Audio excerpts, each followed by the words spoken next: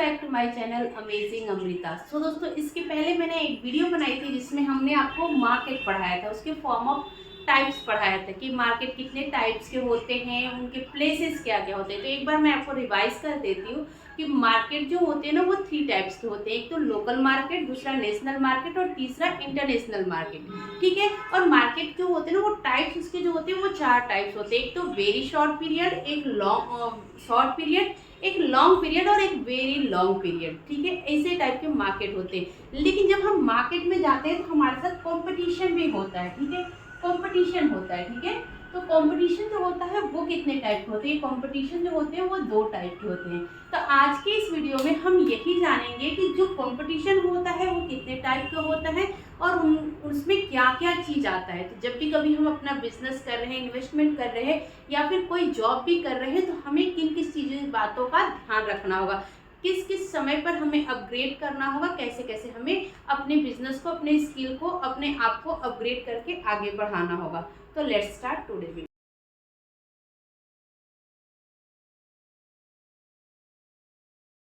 दोस्तों, जैसा कि मैंने बताया कि जो कंपटीशन होते हैं मार्केट में वो 2 टाइप के होते हैं। तो पहला होता है परफेक्ट कंपटीशन, दूसरा होता है इनपरफेक्ट कंपटीशन। अब इन परफेक्ट कंपटीशन को जानते हैं कि परफेक्ट कंपटीशन क्या होता है। परफेक्ट कंपटीशन में जो बायर और सेलर होते हैं ना, बायर और सेलर जो होते हैं वो क्या होता है कि एक ही प्लेस पर आते हैं, ठीक है, मार्केट में, और वो अपने प्रोडक्ट को बाय और सेल करते हैं। मतलब कि उनके पास लॉट्स ऑफ प्रोडक्ट है, जो होमोजेनियस प्रोडक्ट होते हैं उनको, उनके गुड्स एंड सर्विसेज को बाय एंड सेल करते हैं। यहाँ पर क्या होता है कि लार्ज नंबर ऑफ सेलर्स होते हैं और लार्ज नंबर ऑफ बायर्स होते हैं, कि बहुत सारे लोग होते हैं जो सेल और बाय करते हैं। ठीक है। दूसरा क्या होता है इसमें कि होमोजेनियस प्रोडक्ट होते हैं। होमोजेनियस प्रोडक्ट मतलब कि एक दूसरे से मैच करता हुआ प्रोडक्ट होता है। कौन सा प्रोडक्ट होता है? होमोजेनियस। ठीक है, होमोजेनियस प्रोडक्ट मतलब कि एक दूसरे से मैच करता हुआ ही प्रोडक्ट सबके पास होता है। फॉर एग्जांपल, मान के चलते हैं कि अगर आप अकाउंटेंसी में अच्छे हो तो आपके जो ऑफिस है उसमें बहुत सारे लोग ऐसे हैं जो कि आप ही के लेवल के हैं। मतलब कि आप ही जितना उनके अंदर स्किल है, आप ही जितना उनके अंदर नॉलेज है, और आप ही आपके कंपटीशन में है। मतलब कि same features same to same है। एग्जाम्पल के लिए ले लेते हैं, मान लीजिए मार्केट में कोई ऐसा प्रोडक्ट है जो कि एक प्रोडक्ट है, ठीक है, हार्पिक जो है वो एक प्रोडक्ट है। अब उसी से related same colour same product आपको मार्केट में और भी सारे मिल जाएंगे। तो यहाँ पे क्या हो गया कि प्रोडक्ट बहुत सारे हैं, मतलब कि बायर भी बहुत सारे होंगे और सेलर भी बहुत सारे होंगे, और प्रोडक्ट में चेंज बहुत नाम मात्र का होता है, बहुत कम होता है, लोगों को समझ में भी नहीं आता है। लेकिन अगर जिसका ब्रांड वैल्यू अच्छा होता है उसको वो प्रोडक्ट प्रोवाइड किया जाता है, मतलब उसके प्रोडक्ट की ज़्यादा सेल होती है। ठीक है, इस बात को हम ध्यान में रखेंगे। वैसे ही हमारे अंदर अगर हमारा सेम टू सेम स्किल अगर किसी के साथ है, लेकिन अगर हमारे अंदर कैपेसिटी ज़्यादा है, वर्क करने की कैपेसिटी ज़्यादा है, इंटेलिजेंसी ज़्यादा है, तो हमारी डिमांड ज़्यादा होगी।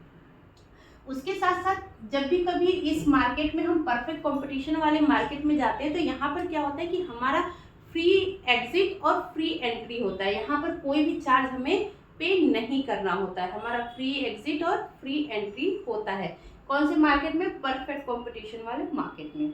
उसके साथ साथ में सिंगल प्राइस होता है। जो प्राइस होगा हार्पिक का, उसी से रिलेटेड दूसरे भी ब्रांड का प्राइस होगा, कोई अदर प्राइस नहीं होगा। फॉर एग्जांपल हम लेते हैं कि अगर आपको कोको कोला और पेप्सी दोनों दिया हुआ है, दोनों का प्राइस सेम होगा। आप देखोगे कलर भी सेम होगा, बॉटल की साइज भी सेम होगी, इवन प्राइस भी सेम ही रहता है, कोई चेंज नहीं कर सकता है। क्योंकि कंपटीशन का ज़माना है, अगर चेंज करते हैं या प्राइस को कम करते हैं या ज़्यादा करते हैं तो जो हमारे जो बायर होते हैं वो स्विच हो जाते हैं दूसरे प्रोडक्ट पर। तो इसलिए यहाँ पर होमोजेनियस प्रोडक्ट का भी एक आपको एग्जांपल मिल गया। उसके साथ साथ में प्राइस जो होता है इसमें चेंजेस नहीं होते हैं, मतलब कि ज़्यादा गैपिंग नहीं होता है, थोड़े पैसों के चेंजेस हो सकते हैं। उसके साथ साथ एक और बात होती है कि इसमें परफेक्ट नॉलेज ऑफ मार्केट होता है।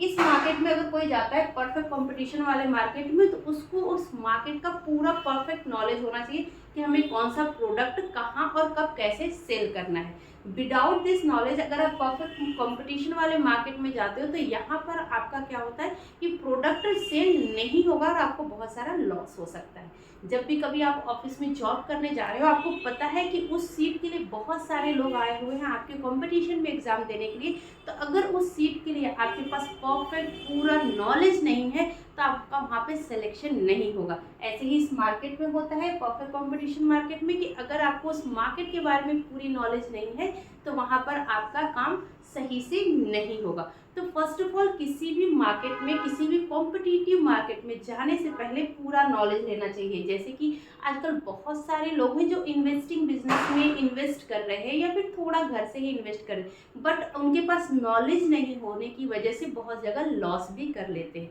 तो जब भी कभी आप इन्वेस्टमेंट करें तो उसके पहले आप उसके बारे में नॉलेज लें, समझें, सीखें, उसके बाद इन्वेस्ट करें, क्योंकि ये रिस्क होता है। कोई काम अगर आप कर रहे हो ऐसा जिसके बारे में आपको नॉलेज नहीं है तो यहाँ पे रिस्क हो सकता है और रिस्क होता ही है। जो परफेक्ट कंपटीशन का मार्केट होता है उसमें गवर्नमेंट का कोई इंटरफेरेंस नहीं रहता है। सिर्फ आप जब लाइसेंस वगैरह लेते हो तभी थोड़ा बहुत आप गवर्नमेंट इंटरफेयर करती है और उसके जो रूल और रेगुलेशन होते हैं वही आपको फॉलो करना पड़ता है, बाकी और कोई इंटरफेरेंस नहीं रहता है। अब यहाँ पर अगर हम ऑफिस का एग्जाम्पल लेते हैं तो ऑफिस में अगर हम काम कर रहे हैं और हमारा एक डिपार्टमेंट है अकाउंटेंसी का, तो जब हम अपना काम पूरा करके टाइमली परफेक्टली हम दे रहे हैं तो उसमें हमारे एचआर का या फिर हमारे ऊपर जो हमारे सीनियर्स हैं उनका कोई इंटरफेरेंस नहीं होता है, क्योंकि हम अपना काम पूरा परफेक्टली करके दे रहे हैं। तो परफेक्ट कंपटीशन में ऐसे कुछ आते हैं, रूल्स होते हैं जिनको हमें फॉलो करना चाहिए और उनको समझ करके फिर इस मार्केट में हमें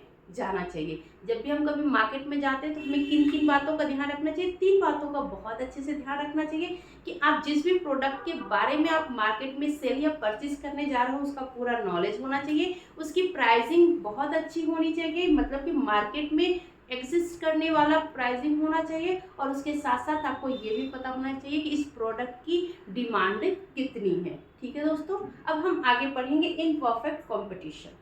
इस इनपरफेक्ट कंपटीशन के अंदर भी 3 टाइप्स के कंपटीशन होते हैं। जी हाँ दोस्तों, बिल्कुल सही सुना आपने, इसके भी 3 टाइप के कंपटीशन होते हैं जिसमें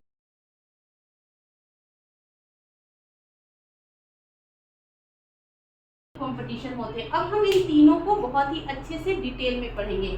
जैसे कि हमने बताया कि कंपटीशन होता है जब भी हम कभी मार्केट में रहते हैं, जैसे कि मान लीजिए अगर हम जॉब कर रहे हैं, ठीक है, या तो फिर हम इन्वेस्टर है या फिर हम इन्वेस्टमेंट छोटी मोटी इन्वेस्टमेंट कर रहे हैं या फिर कोई बिजनेस कर रहे हैं, तो वहाँ पे 2 टाइप के कंपटीशन होते हैं। एक तो होता है परफेक्ट कंपटीशन, एक होता है इनपरफेक्ट कंपटीशन।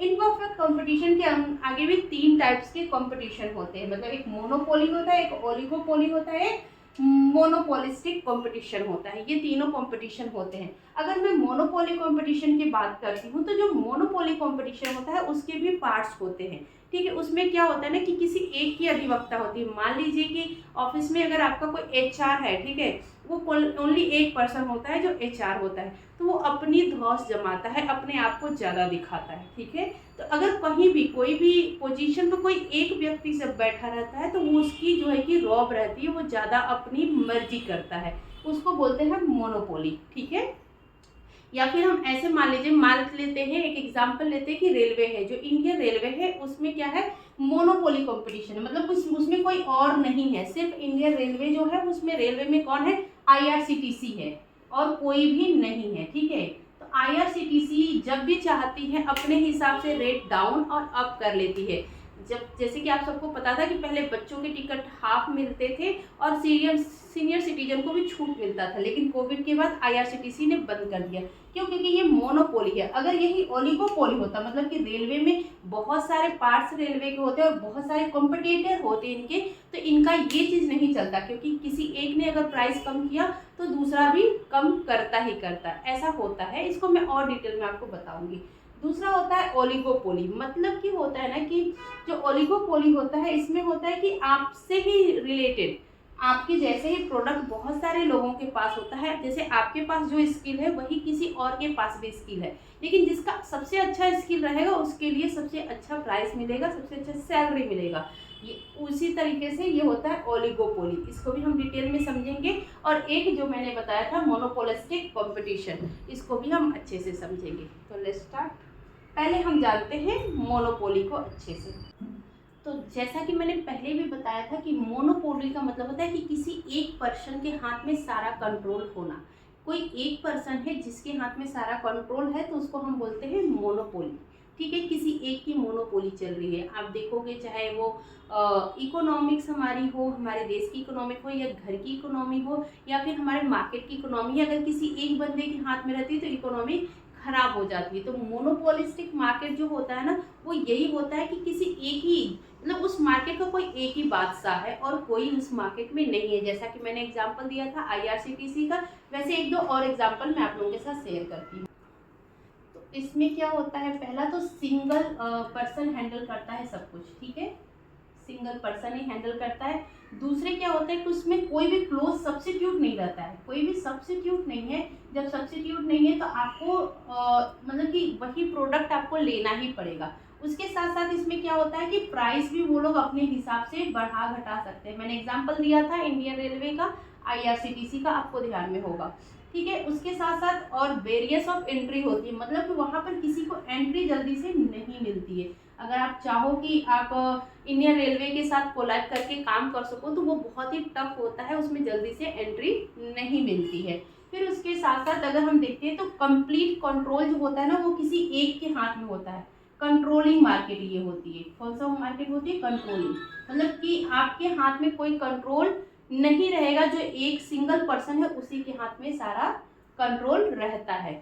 ये खुद अपना प्राइस मेकर होता है, जब चाहे तब प्राइस के घटा सकता है, बढ़ा सकता है। उसके साथ साथ इसमें क्या होता है कि नहीं होता है किसी फॉर्म के और जो है कि डिमांड पे, मतलब कि इनका जो फॉर्म होता है वो इकलौता फॉर्म होता है, वहीं से सब कुछ ये ऑपरेट करते हैं। तो इसको हम बोलते हैं मोनोपोलिस्टिक मार्केट। तो अगर कंक्लूजन की बात करते हैं तो मोनोपोली मार्केट वही मार्केट होता है जहाँ पर किसी एक बंदे की सारी बातें चलती है, जो कि सिंगल पर्सन होता है, उसके कोई सब्स्टिट्यूट नहीं होते उसके काम के, उसकी प्राइस भी उसी के हिसाब से होती है और यहाँ पे एंट्री करना बहुत ही मुश्किल होता है। मोनोपोली मार्केट की अगर हम बात करते हैं तो इसमें भी बहुत टाइप के मोनोपोली होते हैं। एक तो होता है प्राइवेट मोनोपोली।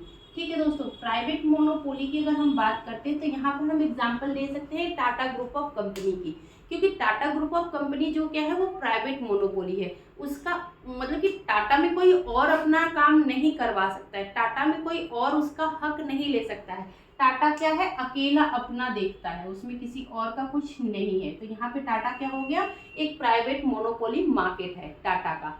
अगर हम देखते हैं पब्लिक मोनोपोली, अगर हम पब्लिक मोनोपोली की बात करते हैं तो जैसा कि मैंने एग्जांपल दिया था, पब्लिक मोनोपोली में हमारा आईआरसीटीसी आता है, इंडियन रेलवे आता है। ठीक है दोस्तों, आईआरसीटीसी आता है जहाँ पर कि पब्लिक के लिए वो काम तो कर रहा है बट मोनोपोली उसी की है, मतलब पब्लिक के बेनिफिट के लिए काम हो रहा है, लेकिन मोनोपोली किसकी है? आईआरसीटीसी की, क्योंकि वो उस मार्केट का केवल एक बंदा है।